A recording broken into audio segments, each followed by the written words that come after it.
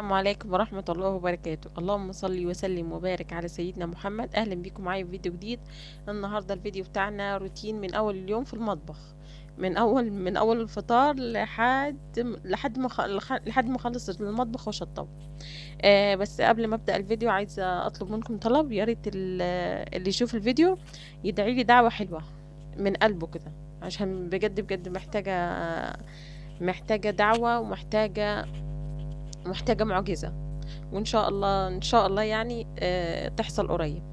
اللهم صل وسلم وبارك على سيدنا محمد. اول حاجه بدات بيها الفطار، وبعد يعني كان عندي بيتفور من بتاع العيد، اكيد ما عملتوش جديد يعني. فبدات بيه، فطرت وندمت اكبر ندم ان انا فطرت حاجه حلوه. يعني في الغالب الواحد بيفطر سندوتش جبنه، بيفطر اي حاجه من دي، سندوتش طعميه مثلا وطماطم، اي حاجه من دي. المره دي بقى فطرت بيتي فور وكمان شاي، في معلقتين سكر. فبصراحه يعني اليوم كله كان الضغط واطي جدا من موضوع ان انا فطرت حاجه حلوه. ده المفروض الواحد يفطر يعني حاجه اللي هي ولا مالحه ولا سكر قوي ولا ملح قوي. يعني سندوتش جبنه مثلا، وخصوصا في الصيف الواحد عايز ايه، عايز سندوتش جبنه وبطيخ، سندوتش يعني العنب هو هيطلع كده يعني. مثلا سندوتش جبنة وطبق عنب، مثلا يعني حاجة من دي، مش ما يفطرش بقى اللي انا فطرته ده بصراحة، عشان عمل لي الضغط كان واطي جدا. بس يا حبايبي، اول حاجة بعد الفطار عملتها ان انا يعني مسكت السمك. كان جوزي جابهولي قبل ما يطلع على الشغل، فاشتغلت فيه بسرعة كده، وغسلته غسلة كويسة. اللي هو يعني هو ما كانش نضيف قوي يعني من جوه كمان. فغسلته غسله كويسه بالفرشه، وحاولت انضف جدا من جوه، وكمان من بره يعني نضفتهم حلو قوي زي ما انتم شايفين كده. مش انا كنت الاول حاطه ملح، عشان يعني اول ما جبتهم حطيت عليهم، رشيت عليهم ملح وسبتهم شويه. وبعدين بقى كانت بنتي خدت الرضعه بتاعتها ونامت، فقمت بقى بصراحه رحت ماسكاهم غسلهم غسله كويسه. لازم السمك يتملح قبل ما يتقلي. يتملح كده، اللي هو السمك والفراخ واللحمة لازم نديلهم، والحمام، أي طيور ولا أي أسماك لازم نملحها الأول قبل ما نشتغل فيها، عشان خاطر الطعم بتاعها، طعم اللحمة نفسه بتاعها يكون حايق معانا، يعني مش طعمه مش حلو. فعايزة أقول لك بقى إن أنا غسلته، بعد ما غسلتهم غسلة كويسة، هجيب التوم بقى، والتوم لسه جديد وكده، فبصراحة يعني الطعم بتاعه جامد جدا. فالتوم بقى، ولو عندك كمان بس انا للاسف ما عنديش مستردة. وكمان لو عندك اللي هي الشطة الحمراء دي، مش فاكرة اسمها ايه، اللي هي الشطة الحمراء، الفلفل الأحمر، لما نعمله لما نسلقه وكده ونضربه في الكبة. هي دي لو جمعتيها تكون هي دي. بس يعني بتدي طعم حلو قوي قوي قوي للسمك. كنت بعمله لما كان عندي، بصراحة كان طعمها خطير جدا. كنت بضيف عليها طبعا كمون وكزبرة ناشفة، وعندي كمان بهارات سمك، بس انا بصراحة ما جربتهاش قبل كده بهارات السمك. بس جربت المستردة، وكمان الهريسة بتاعت الشطة، يعني الهريسة بتاعت الشطة، الفلفل الرومي الأحمر الكبير ده. بصراحة بتدي طعم حلو قوي قوي لأي تتبيلة، لتتبيلة سمك، لتتبيلة فراخ، لتتبيلة أي حاجة تحبي تعمليها يعني، بتكون حلوة قوي قوي فيها. بس كده يا حبايبي، فعايزة أقول لك أنا إن شاء الله ناوية المرة الجاية هجيب منه بإذن الله، واعملها معاكم ان شاء الله. وكمان في التتبيله بتاعت الفراخ بتكون حلوه قوي. لو هتعملي كمان شاورما، تعملي فراخ مشويه، بصوا ماشيه في كل حاجه، وطعمها فظيع. فعشان كده بصراحة بتكون حلوة لما تتعمل وتحط في الفريزر. بس كده يا حبايبي، فأنا هجيب السمك بقى وهدهنه بالثوم عشان يتشرب، وهسيبه بقى لحد ميعاد الغدا.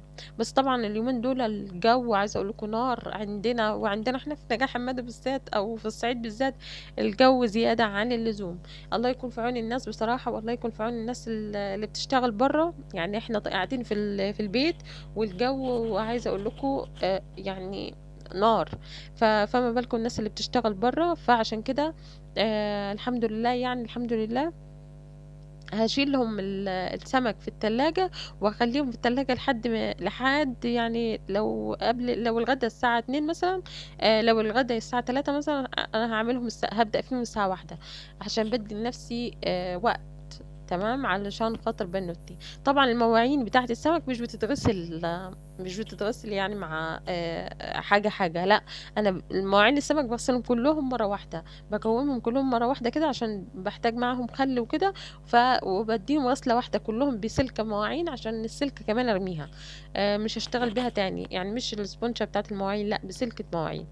بس كده يا حبايبي باجيب بقى دقيق نُص كوباية مثلًا، وب ب باحط البهار بتاعه، كمون وكزبرة وشطة، ولو عندِك بابريكا، ولو عندِك بهارات سمك، وكمان ملح، وكمان عليهم معلقتين من البقسماط، ولو عندِك الردة بتاعة العيش، بس للأسف أنا كانت خلصانة عندي، كنت لسه ما خبزتش وكده يعني، الردة كانت خلصانة عندي، ما حطيتش فيه ردة. بس كده يا حبايبي، وبعدين بقى أول ما ييجي ميعاد الغدا باتبّله. بُصّوا، في ناس بتحط السمك مقفول، أنا باحب أحط السمك مفتوح، اللي هو بتحمّره مقفول، أنا أحب أحمّره مفتوح علشان خاطر من جوّه ومن برّه يكون شغّال حلو يعني، يتحمّر من جوّه ومن برّه، مش عايزاه بقى من جوّه يكون أبيض، ومن برّه مثلًا يكون متحمّر كويس، من جوّه يكون أبيض. وفي ناس بعد ما بتطلّعه زي كده من الدقيق يعني تروح تحطّه في مَيّة. بصراحة ما جرّبتهاش، ويعني وهو أصلًا حاسّة إنه هيكون ليه ريحة زفارة كده، فبصراحة ما جرّبتهاش خالص. على طول في الطاسة بتاعتي هاحمّر السمك على الناحيتين زي ما أنتم شايفين كده، باحمّره مفتوح مش باحمّره مقفول. عايزة أقول لكم إن أنا كنت تقريبًا مشطّبة المطبخ من بالليل، كانت أختي بايتة عندي وكده يعني، كنا مشطّبين المطبخ من بالليل وكده، فالدنيا كانت عندي رايقة شوية. السمك لمّا تكون الدنيا رايقة بتشتغلي فيه أحسن بكتير، والزفارة بتكون أقل شوية. بس كده يا حبايبي، ال الدقيق اللي فضل معايا هاحطّه في الفريزر، وهامسح الرخامة مكان ما خلّصت. عايزة أقول لكم بقى، لو عندِك أكياس تلاجة، افتحي كيس التلاجة نُصّين، وحطّي فيه الدقيق بتاع السمك واشتغلي بيه، ما توسخيش الدنيا زي أنا ما عملت. هامسح كده مكان السمك، يعني بُصّوا عشان تكون الرخامة بتاعتي رايقة وكلّه تمام. دلوقتي بقى عندي شوية تسبيكة طماطم، بصل، وكنت مقطّعة بصلة يعني ومشوّحاها، وبعدين حطّيت عليها طماطم، صلصة طماطم، هاحط عليها السمك. عايزة أقول لكم الأكلة دي بتكون حلوة أوي، لو عندِك كمان رُز أبيض ممكن تضيفي عليها رُز أبيض فيها يستوي معاها يعني، وتكون زي الصيادية كده. بس أنا باعملها كده بصراحة بتكون أخف، وبيكون السمك طعمه أحلى بكتير، وكمان مش بتحسّي بالتعب، يعني الواحد بياكل سمك أحيانًا ويحس إن هو جسمه تَخ كده، عايز ينام، مش عايز غير إن هو ينام وبس كده، ويشرب كوباية شاي بالنعناع وخلاص. لكن بصراحة بالطريقة دي بيكون خفيف. بادّي له غلوة بقى على البوتاجاز. في ناس بتعمل الموضوع ده بالسمك القراميط، بس أنا بصراحة بطّلت أسيب يعني أشتري سمك قراميط، ب ب باشتري دلوقتي السمك ده وباعمله على طول. هو أصلًا ما فيش يعني في الصعيد عندنا ما فيش غير هو السمك ده. وباقي السمك اللي عندنا يعني الجمبري مجمد، وكمان غالي ب200 وب200 متهيأ لي ب300 اليومين دول. بس كده يا حبايبي، فعشان كده السمك ده هو اللي بنعمل منه كل حاجة، بنعمل منه مشوي، بنعمل منه مقلي، بنعمل منه طواجن، يعني لو حطيتيه في طاجن هيكون حلو أوي. عايزة أقول لكم الطريقة دي جميلة جدًا، تدخّليه كمان الفرن ياخد لون حلو أوي، بعد ما يطلع من الفرن، طبعًا سلطة وجرجير وسمك مقلي، عشان اللي ما بيحبش السمك بالطريقة دي يعني ياكل برضه سمك مقلي. والسلطة بتاعتي سلطة خضرا، وعليها طبعًا ليمون و وجرجير وكده. وكده يا حبايبي يكون الغدا بتاعنا جِهِز خلاص. وطبعًا بعد أكلة السمك العظمة دي ندخل بقى على الشاي. قطّعت شوية نعناع من ورا عندنا في حتّة يعني زارعينها وكده، فقطّعت شوية نعناع منهم، وحبيت كمان نعمل كوبايتين بقى شاي بالنعناع نحبس بيهم بعد السمك، بس أكيد مش بعد الغدا على طول، لأ بعد الغدا بحوالي ساعة، ساعة وشوية. يعني أنا مش باشرب شاي على طول بعد الغدا، هي كوباية الصبح وممكن كوباية بعد العصر لو حبيت. اليومين دول بصراحة باشرب قهوة عشان أعرف أسهر مع الولاد وأعرف أسهر مع ابني. أنا مش باحب السهر نهائي، ومش باحب بصراحة قعدة الليل دي. أحب قعدة ما بعد الفجر دي، بصراحة بتعمل لي مزاج عندي. لكن القعدة بتاعة الليل دي بصراحة باقعدها عشان الولاد، أحيانًا جوزي بينام بدري عشان الشغل، فباضطر إن أنا أقعد مع الولاد. وبعد ما خلّصنا وشربنا شاي، قُلت بقى أشوف المواعين والمطبخ يعني وكده والحوض، لإن طبعًا مواعين السمك خلّيها كلّها مع بعض مرّة واحدة، مش كل شوية هنقعد يعني كل شوية نقعد نغسل حاجة في المواعين السمك، لأ مواعين السمك كلّه مرّة واحدة. حتى كوبايات المَيّة، حتى الكوبايات بتاعة الشاي، كل اللي شربنا فيها شاي واللي شربنا فيها واللي ولا والكوبايات اللي شربنا فيها مَيّة، كلّه يتغسل مرّة واحدة بعد أكلة السمك وبعد الغدا على طول. كمان عايزة أقول لكم المطبخ يتشطّب تشطيبة حلوة بعد أكلة السمك. طبعًا سمعت صوت بنتي صحيت من النوم، هي بتصحى من النوم وقت ما باصوّر، وبتصحى من النوم وقت ما باسجّل، وبتصحى من النوم وقت ما باعمل أي حاجة مهمة باعملها لازم تصحى من النوم. لو قاعدة بقى مع نفسي عادي ما فيش أي حاجة لأ، ثانية واحدة. هُم اليومين دول يومين الزن الكتير، عشان هي بتسنن وكده، فاليومين الزن الكتير. بس يا حبايبي، بس عايزة أقول لكم إن أنا بعد ما خلّصنا الغدا وشربنا الشاي، بدأت على طول في ترويق المطبخ. وأول حاجة باعملها إن أنا باغسل المواعين. آآ عشان خاطر الحوض جنب البوتاجاز على طول وكده، فباغسل المواعين والحوض، وبعدين بقى باكمّل باقي البوتاجاز. عايزة أقول لكم البريل اللي أنا حاطاه باغسل بيه المواعين، حاطة عليه خَل، عشان خاطر الخَل بيشيل أي زفارة أي حاجة طبعًا. هو أنا بطّلت أغسل بيه الفراخ، بس طبعًا باغسل بيه المواعين.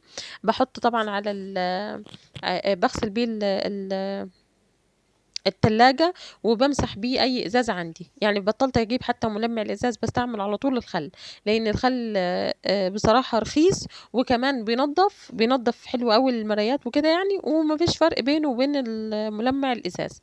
يعني ملمع الإزاز ده ممكن أجيبه كده رفاهية لو فضلت معايا فلوس والّا حاجة، لكن الأكيد إن أنا باستعمل الخَل. كمان بينجز معايا، وبيخلّي المواعين الstainless والمواعين الألمونيوم نضيفة وبتلمع، يعني مش اللي هي مطفية، لأ، لمّا باحط خَل في المواعين بيخلّيها نضيفة وبتلمع. كمان عايزة أقول لكم، بس هو وِحِش في حاجة، وِحِش إن هو بيبوّظ الإيدين، بيبوّظ الضوافر خالص، بيخلّي الضوافر تسوَد من كتر الغسيل بيه. وكمان بدأت على طول أكنس المطبخ على طول، وبعد كده هامسحه بال بأي حاجة عندي يعني،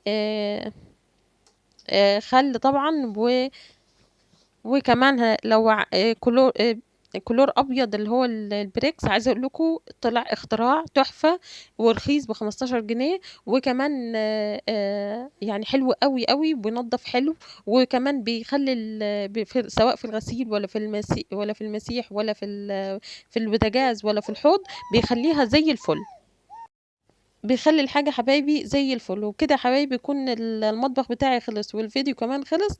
أتمنى منكم طبعًا الاشتراك في القناة ولايك للفيديو، واشوفكم على خير في فيديو جديد، والسلام عليكم ورحمة الله وبركاته.